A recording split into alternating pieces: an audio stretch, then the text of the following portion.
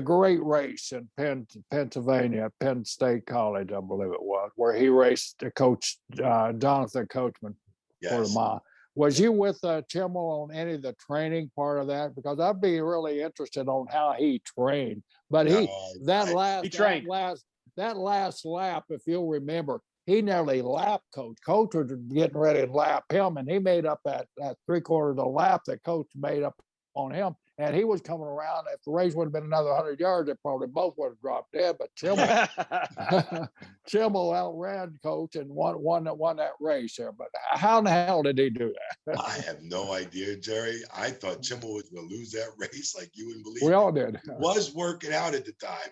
He was working out for that race because he'd go down to the gym. And I'm like, damn, I can't believe you're at the gym already. Like, we'd be like, he's like, I'm going to the gym, and he'd be doing cardio. He did not want to lose that. I think it was believed it was for like 100 push-ups or.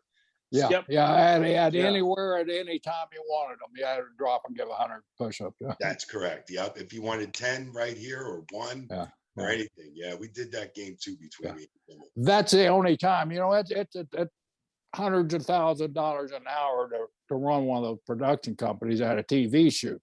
Right. Here, Vince McMahon and Kevin Dunn actually closed down production for an hour or 2 hours to go watch this contest of these two overweight backstage guys run around the track for a mile. They actually stopped production so everybody could go out there and enjoy the event. And Jerry, that was our first day on some new network. I mean, that was like the first premiere day. So it was a huge day. We're in Pennsylvania that Vince and Kevin stopped everything to go see this race between Jonathan Coachman and Tony Chimel. Man, I was just glad Chimel pulled it out, man, because I'll tell you, if not, he would have been. Well, Coach didn't take it serious. Coach just thought anybody can beat Chimel. Well, Chimel trained. He would leave the production office and he'd go train. He had it down where he could run a certain mile under a certain amount, and Coach spotted him 60 seconds.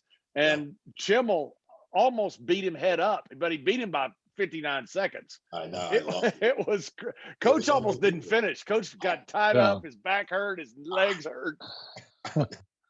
I know. Coach is being this like athletic guy in sports and ESPN and all that stuff back in the day he talked about. And I'm like, and I couldn't believe Chimel won that race, but it was fantastic. I popped. And Coach what he had to do, and to Coach's credit, he did it.